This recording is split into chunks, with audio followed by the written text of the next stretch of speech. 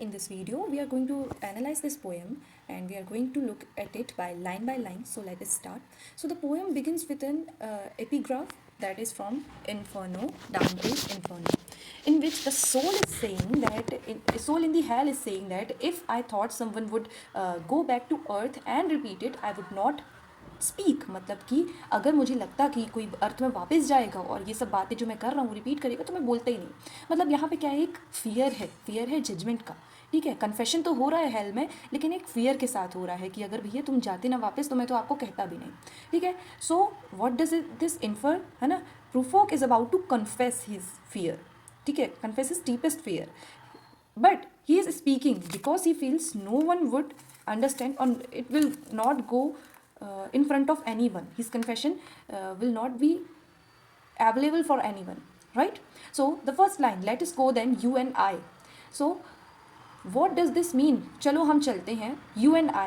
So this is like an invitation, but it is seeming like he is inviting someone, right? But inviting to whom, it is not cleared, है ना. There are possibilities that maybe he is inviting his lover or a woman, right? Or he most likely he is talking to his second version of himself, like we often talk to ourselves, right? चलो चलते हैं इस type का. So he is also saying it to himself. It is most likely, है ना. Or it could be the readers, right? Prufrock could be talking to us readers, but it is more likely that he is talking to himself. Now the second light, when the evening is spread out against the sky. Now the temporal setting here, evening, the things are eventually going through the end. Evening is symbolizing here the things are ending, है ना. Not yet ended but ending. So the second and third line, when the evening is spread out against the sky like a patient etherized upon a table, है ना. So instead of a beautiful sunset like in the romantic poetry in which the sunset is described as beautiful, as romantic, right? But instead of it we get an evening like a patient that is under anesthesia, है ना. That means it is lifeless, it is paralyzed. So it is the most important or most famous, one of the most famous metaphors used by T.S., है ना, that modern world to him isn't romantic, it is sick, it is paralyzed, it is numb, it is lifeless. The life component of the life or the life component of the world is missing in this modern world. It is more feeling like a patient under anesthesia who has life but does not, है ना. कि life तो है, सांसें चल रही हैं, लेकिन लाइफ की जो वाइटैलिटी है, लाइफ की जो आपको कहना चाहिए ब्यूटी है, वो मिसिंग है, राइट. फर्स्ट लाइन में इन्विटेशन है, सेकंड लाइन में टाइम की सेटिंग की गई है. और वो टाइम कैसा है? टाइम एक एथराइज्ड, एक पेशेंट की तरह है जो कि सुन्न पड़ा हुआ है. ठीक है, एक टेबल में बस पड़ा हुआ है, इस टाइप का टाइम चल रहा है. अब fourth line, let us go through certain half deserted streets. Up here what he is saying, let us go, he is leading us through a sleazy part of the town that is half deserted, means that is empty, but it is a part of an urban locality, right? That is why the word streets is used here. So that is half deserted means it is empty, it is feeling lonely, right? So T.S. Eliot is not taking a romantic path in which everything feels like a fairy tale. The streets in which when we go we feel like we are flying, like it is all described in the romantic poetries, right? But it is the modern poetry in which he is describing the modern urban town, but that are that street are empty, lonely, but urban. So there is no emotional warmth or connectivity there. There's emotional isolation and modern alienation. Alienation means no one knows anyone, like there is an anonymity in those streets. That is why they are called as half deserted, right? Line 5 and 6, so let us continue with line 4. Let us go through certain half deserted streets, the muttering retreats of restless nights in one night cheap hotels. The muttering retreats, so we know what does muttering refers to, है ना. Muttering in Hindi means बड़बड़ाना, है ना. अपने अपने में अपन जब complain करते हैं किसी के बारे में तो उसको कहते हैं मटरिंग.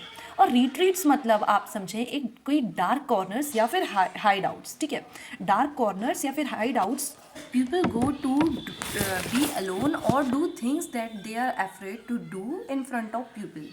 ठीक है, तो these corners are seeming like they are muttering secrets, है ना. Muttering secrets about people living in one night hotels. ठीक है, so here if you look, the muttering retreats of restless nights in one night cheap hotels. So why is he using the word cheap hotels here is what we have to pay our attention. Okay, also in the muttering retreats wala part, this is personifying the city. Here personification is used, so that is why if you look into it, the sound is creating by the city and the secrecy is being muttered, है ना. So restless nights in one night cheap hotels. So here prufrock is describing a shady part of the town that is cheap, means these are not luxurious stays but are the cheaper ones, है ना. It is showcasing the loneliness, how, because it and impermanence. Why? Because these hotels are only for one night. Okay, now the seventh line, and sawdust restaurants with oyster shells. So here what does it mean? Here you have to give extra attention to this line. Okay, sawdust restaurants. What happened in the early 20th century, in which the poem is set about, the sawdust was spread on the floors of cheap bars and restaurants. Okay, why? As they soak up the spills or the beers, that fall in the floor. And oyster shells were the debris of a cheap meal, means the meal that is being consumed there is cheap. The hotels or the restaurants there are also cheap, as there were sawdust used to soak the beers. It means the people, or we can say the people coming there were most likely to be drunkards or low standard pupils, right? That is why the word cheap here is used. And it is also a contrast, है ना. In the later part of the poem, the prufrock goes in a high society world. He visits later in the high society world where he sees tea and cakes, where he talks about teas and cakes. And in this part he is talking about oyster shells, that are the debris of a cheap meal, है ना. So it contrasts, it shows that prufrock is familiar with the unpolished part of the city, unlike he is visiting the part. Okay, so in overall you can say that nothing in the street he is going through, he is leading us through, is beautiful or noble. Everything is you can say that everything is kind of glossy, everything is kind of shady, right? Now the eighth line, street that follow like a tedious argument.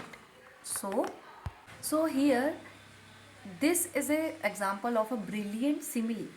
The streets that follow like a tedious argument, like the word like here is used, है ना. So it is just when we use simile, the poetic device, to compare two things that are unlike, है ना, that are different from each other. So here these streets are compared to the arguments, है ना.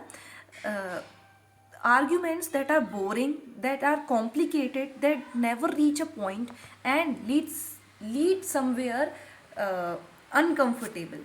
ठीक है, like जब हम किसी argument में रहते हैं जो एक सर्कल एंड सर्कल में चलता रहता है और कोई भी पॉइंट रीच नहीं करता, तो उस टाइप का आर्ग्यूमेंट, है ना. That is how the city streets feel to Prufrock. ठीक है, और जो सिटीज़ हैं, जो स्ट्रीट्स हैं, है ना, मैंने शायद सिटी बोल दिया था, जो स्ट्रीट मान लेंगे आप. The streets are an just path, this line is important, है ना. आर एन जस्ट पाथ, बल्कि दे आर इंसीडियस और they are harmful. So the streets are harmful. Why are they harmful? Because they are trying to trap prufrock and uh,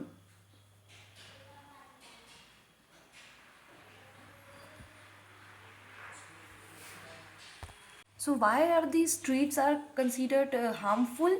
Because they are trying to trap prufrock into thinking about his life, है ना?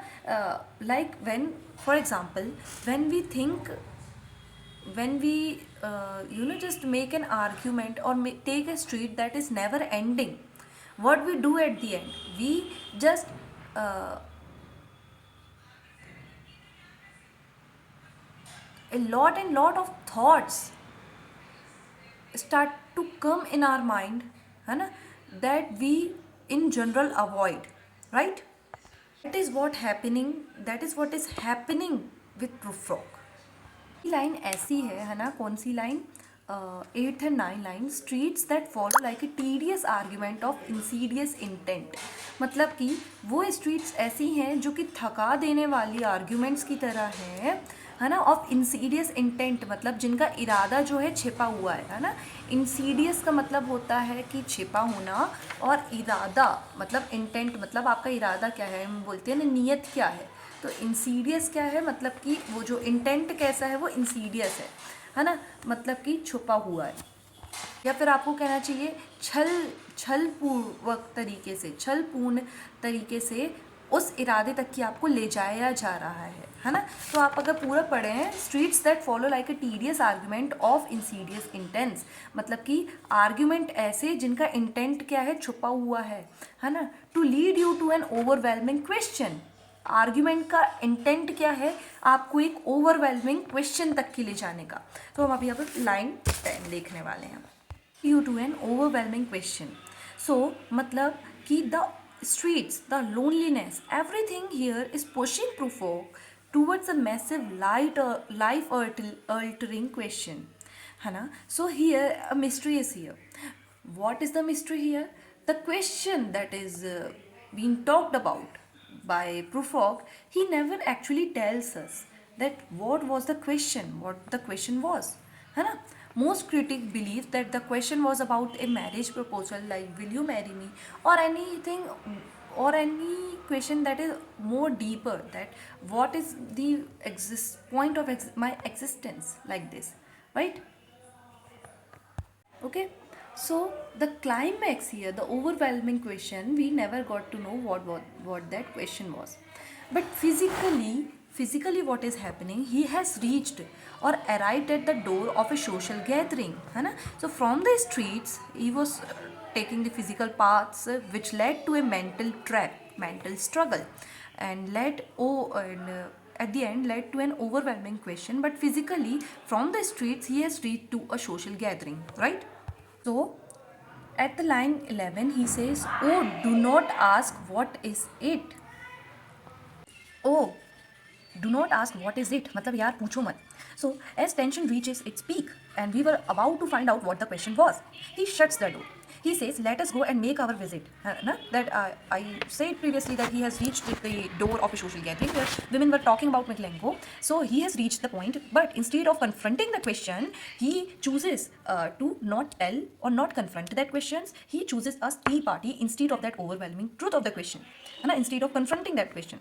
So he says that let us go and make our visit. Let's avoid. So what this all shows? This shows his fear, his avoidance, and his inability to confrontation. Right? Line 11 says this.